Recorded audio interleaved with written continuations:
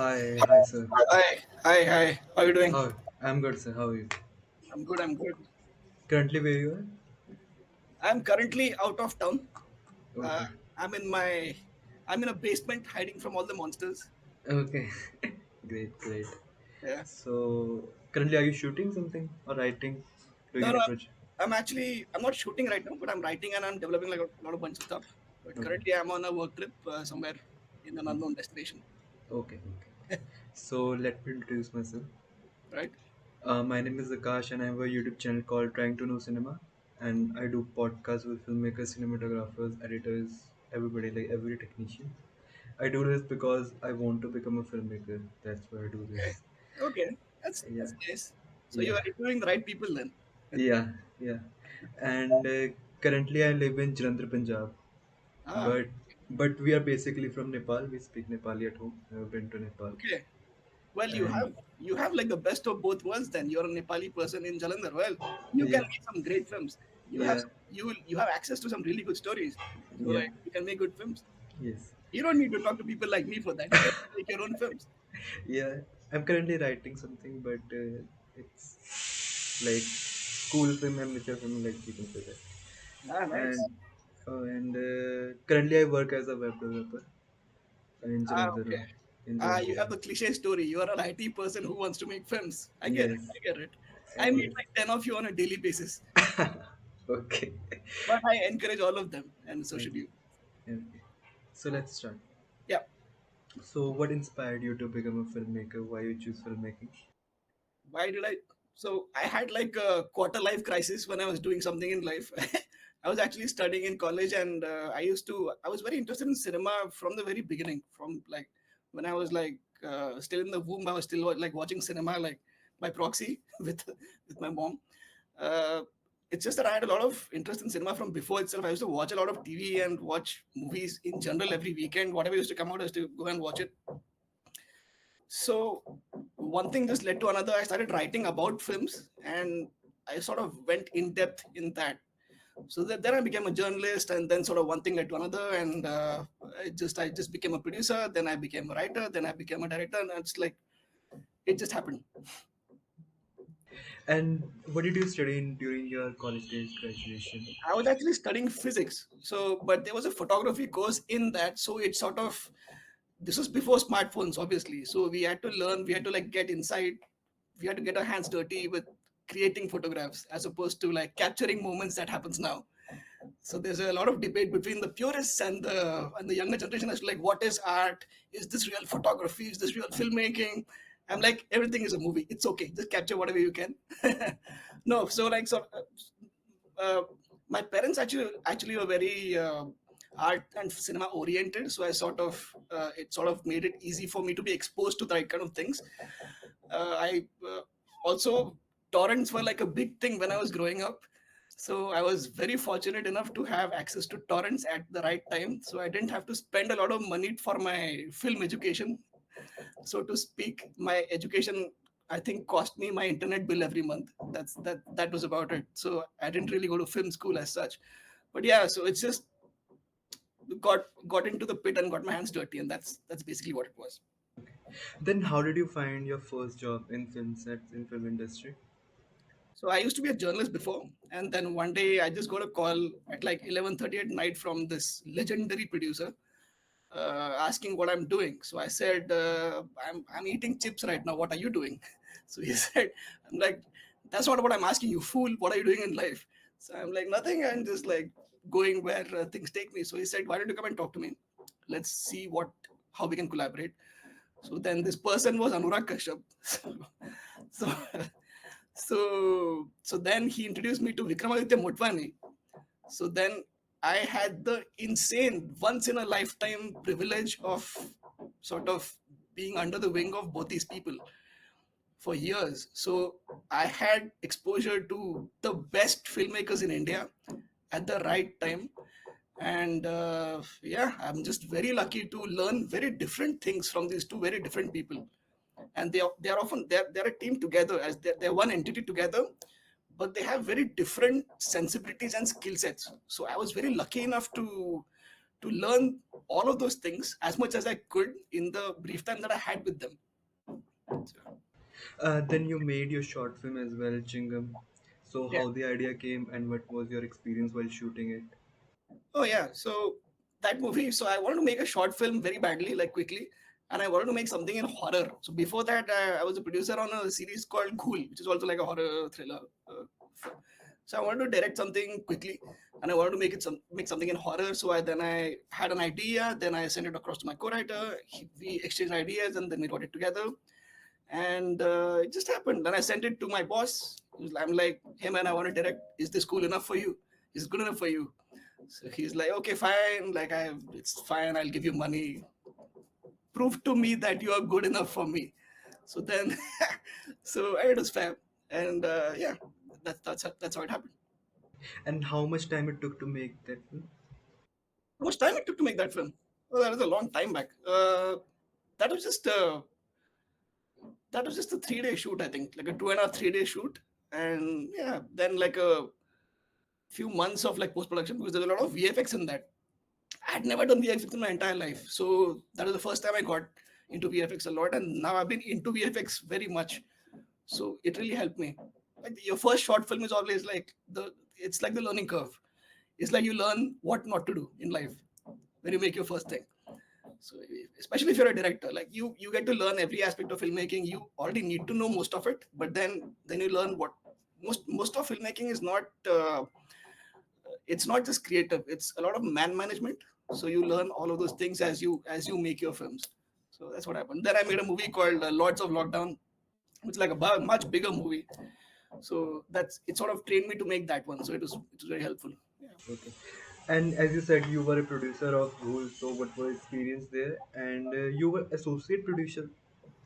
That's And right. what is the job of an associate producer? Can you please? An associate producer is like the nanny of the series. So you have to be the agony aunt. Everybody comes to you asking what the fuck to do. So you have to then figure out solutions to all the issues at hand. But also mainly it was like a lot of creative work, which is also great. You get to collaborate on every department. You get to interact with everybody, and you get to figure out solutions. Basically, it's a problem solving skill set that you basically have to inculcate and learn. And yeah. Okay. And it was a series, so there was any challenges happening? Like, is there a difference between a series and a film? Yeah, there's a big difference. So that was a Netflix show, right? So a Netflix show. I mean, the thing is, the kind of films that I'm trying to make or I'm making, they're a bit different from what's actually getting made. So, which is changing now. I'm selling out and making mainstream cinema now. So anyway, uh, the the time taken is like tenfold. Like you can make something fast. It's a the number of shoot days are less. Like if you're making an 8 episode series or like a 3 episode, 4 episode series or whatever, the time to shoot is much longer. Like the pre-production is much longer, the post-production is much longer, and in general, like the legs you stand on need to be like 4 times of what you actually stand on. So it's just a lot more work and longer hours. But overall there's no difference in like the approach towards finishing a product. It's the same. You need to keep your cool while things are going wrong and everything is catching fire. That's what you need to do. And you made a feature film as well, Lords of Lockdown. So how the idea came, because you were a writer and director in that film, and we went to Rotterdam as well. So how was the idea came, and what was your experience in that film? Right. So this was made during the pandemic in Mumbai, and the thing is, when the pandemic hit the world, and I knew that it was going to come to India also, and some shit was going to go down because there are 1.5 billion of us in the country, and something like that comes to us, it's gonna cause some problems for sure, to say the least. So I discussed with Anurag, my producer on the film, as to like what to like something is gonna happen. It's gonna be bad or it's gonna be good. I don't know. There's gonna be some change. There's gonna be some developments. We need to chronicle whatever happens. That was the brief that I gave him. Then I gave him some ideas as to like what I'm gonna tackle with this particular film.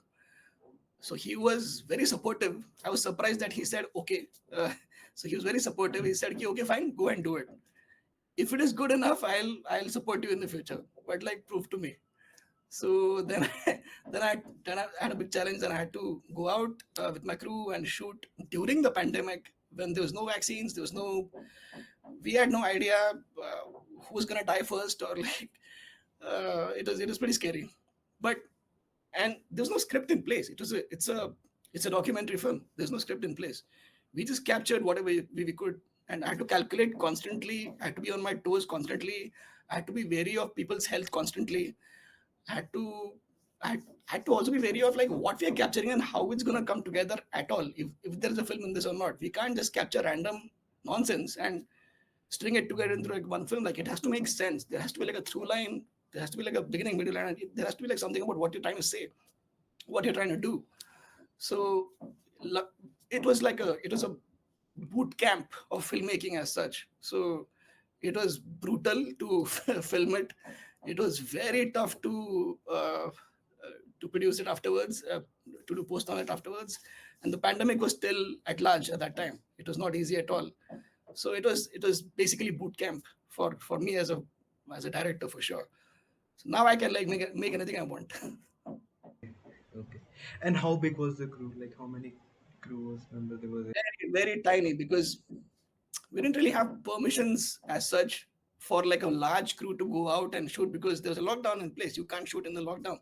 So we had to pull a lot of strings, beg for permissions, and then they gave us like very small permissions. Like some days, like 3 people, there's like 5 people, there's like 6 people. We had to beg every single day. And it was better because it's pretty much an indie film that became sort of bigger and bigger in scope.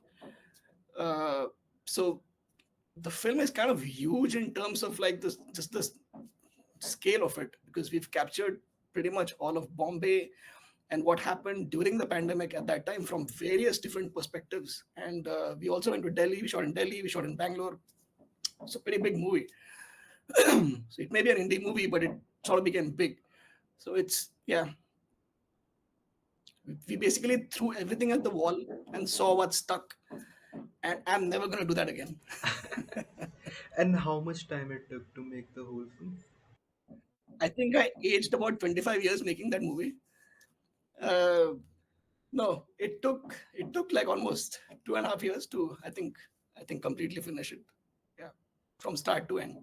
And the most amount of time it took in like editing or shooting? Actually, both, because we shot for what 150 days in the middle of a pandemic. You could not meet your editors. You could not meet your sound designers. You couldn't do anything. So yeah, like post took a long time, because in a documentary it's always difficult to like find the right story, choose the right footage, choose a through line, uh, choose what you want to say, how you want to say it. It's always very difficult. So yeah, that took a very long time. Like the editing took a long time. Then the post process also took a bit of time, because I didn't know how to interact with people virtually. Like, I didn't even know what Zoom was before I made the film. I discovered what Zoom was because of that movie. The whole point about filmmaking was you sit together with a bunch of like-minded people and you create art. That's what the purest version of filmmaking is. And that's what I used to really enjoy about like the art of filmmaking.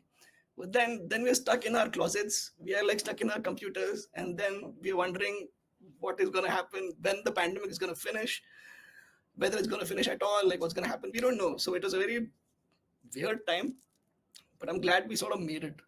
But the most challenging aspect was just not being able to sit together as a group and just make everything virtually, most of it virtually. But yeah, we somehow managed. Okay. And it went to Rotterdam as well. Like what was the reaction there when people saw it? People really liked it. A lot of people ask me the same questions as to like, how were you able to shoot in the pandemic? Like, what was wrong with you that you may have went in the pandemic and shot a movie? The thing is, the story of the film is very ubiquitous in a way. It's not just about India. It is set in India, but the message of the film is about everyone. Is about the migrant laborers. It's about the wealth gap. It's about the difference in the way the rich and the poor are treated in all parts of the world. Uh, It's about human rights. It's about what we've completely fucked up as a human race, and what we can possibly change if we have the balls and the heart to do so. And I think those things apply to pretty much every country and every person living in every country. So I think that's what struck with pretty much everybody watching it, and everybody could identify with it in every way. So yeah. Okay. And currently, it's in any OTT platform somewhere if somebody wants to see the film. Not right now. We are still going to festivals. So, but yeah, it's gonna come out on OTTs quite soon. Okay. And are you currently doing any future projects? Yeah, yeah, yeah. I'm doing a bunch of like a bunch of genre stuff. I'm doing like a horror, like a sci-fi, like some weird things. I'm trying to make some weird stuff in India because I don't think we are making weird enough things in India. So I'm trying to change that in some way. Yeah. So, but also like making it as mainstream as possible, because why not? Like I'm trying to crack a balance between super mainstream and like the indie mindset, like the pretentious indie artsy filmmaker meets like the indie the mainstream crowd, and that's what's gonna happen. But yeah, yeah, And current, if somebody wants to like assist you or join you, like how they can approach you. yeah. They can email me, they can Instagram me, they can actually ping me on Instagram. That's the best way to connect, just like you did. So the thing is, on emails, a lot of emails go to spam, and then I don't see them. And there's like 25, 35 requests every single day. And then I can't respond to all of them. But if you message me on Instagram, it's much easier to like go through all of them. Yeah. Yeah. And can you recommend few films and your favorite filmmakers? Favorite filmmakers. I can think of like 25 off the top of my head. So I'll try to name a few. No, Uh, you can list them all. It's so fine. yeah, I mean, I can't like name five because I've got like 25 in my head right now. So I'll try to name a few. So we'll go from like there's Spielberg, there's Scorsese, there's Kubrick, there's Kurosawa, there's Tarkovsky, there's Danny Boyle, Michel Gondry, Terrence Malick, uh, there's Spike Jones, there's Coen Brothers, there's Fellini, there's the old Tim Burton, the old Sam Raimi, and then there's the Mexican Three Amigos, the Del Toro, Cuaron, and Inarritu. There's the Korean guys. There's Park Chan Wook, Bong Joon Ho, Kim Ji Woon. There's the animation guys, Miyazaki, Ari Folman. Then there's the world cinema guys, the French guys. There's Godard. There's Melville. There's the Italian guys like Dario Argento. He's made some kick-ass Italian films. You should like watch all of them. There's the Iranian guys. Yeah, yeah, like the older ones. Yeah. And there's the Iranian guys, the Kiarostami, Farhadi, Gubadi. I mean, yeah. So there's, but if I could like name one filmmaker who's like my all-time favorite, it's Park Chan Wook. I think that would be the one name. Since I saw his film, like I saw this film called Old Boy back in the day when I was like a very small boy, and that had quite an effect on me, to say the least. No, but I also realized that you can make poetry with violence, and the story was not about the violence. It's about the causation of violence, and you can depict it all in a very intricate, in a very delicate, and in a very poetic manner. That's what I learned. In fact, a lot of films from the Coen brothers, they're very violent. If you like thematically or like visually, they're very violent films, but they're also like comedies, and they're very entertaining movies. Yeah, so like, so Park Chan Wook is, I think, like my all-time favorite filmmaker in terms of the impact that he had on me as a filmmaker, because it was the first time I sort of got into world cinema, and also like I saw that sort of a movie at that point of time in my life, and it still holds up. Like all his work still holds up. He's still making masterpiece after masterpiece even now after so long, and every film of his is just like so incredible to watch. Then there's the modern guys, all the Denis Villeneuve, Christopher Nolan, Tarantino. All those dudes are always, of course, they're always great. But yeah, uh, Any Indian filmmakers? I so in the thing is, I've seen so many. I can't name like one who's like my favorite. Uh, I have to say, as a coming of age moment in, like, for most guys who grew up in India at that point of time, it would have to be Anurag Kashyap, because he had that effect on that young population suddenly with the stuff that he made, because we had not seen shit like that before in our lives. We were like, wait, we were watching Bollywood movies. Like, what is this happening on screen? And what am I supposed to feel while I'm watching this stuff? You know. Yeah, in terms of impact, I think he's like, I would put him at number one for sure. Then there's the older legends. Of course, they're all great people. But yeah, can't name like one person. Yeah. Okay. Okay. And last question is, if somebody wants to become a filmmaker, like what advice would you give to them? Don't just watch films. Read and watch both. They are both very important.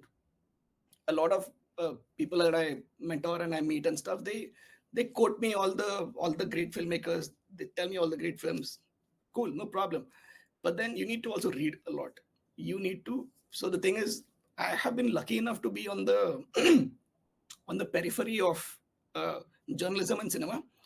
So because of that, I used to read and write a lot constantly. Like, I used to ingest cinema and then vomit stuff about cinema. So it was like a good process of, like, it was like going to the gym. You have to build yourself up in the right ways. You can't have only protein shakes to build your body. You can't do that. You need to have all of the right things, sleep at the right time. You have to be at peace, and you have to consume the right things. A lot of young people right now, they don't have the what do you say, the patience to read a book in its entirety unless they're studying for their exams or studying for something or the other. So I think that's a huge problem. I think it's gonna have like a negative impact like a few years later down the line. And I don't think that's good in the TikTok generation, especially. Like, those things don't help. People need like quick endorphin boosts in their brain, and you can create that. There's no, I'm not saying that's not art. Of course, like, by all means create that, no worries. But if you want to be like a filmmaker, if you want to be a film writer of any sort, or a producer, you need to also read the right things and read a lot. Consuming video is easy. You have so many devices around you at all times to consume things. That's cool. But then get a Kindle, get a book, download 1,000 books on your Kindle, read them every single day after watching a movie or before watching a movie. I think, yeah, you need to do that for sure. Thank you so much, Mihir, for joining. Such a pleasure. And I hope, like it's currently, I hope it will come out soon. Lots of vlogging, Yeah, and everybody will get a chance to see it. yeah. And thank you so much. Thank you Thanks so for talking much. to me. All the best on your journey. Thank you. Thank you so much.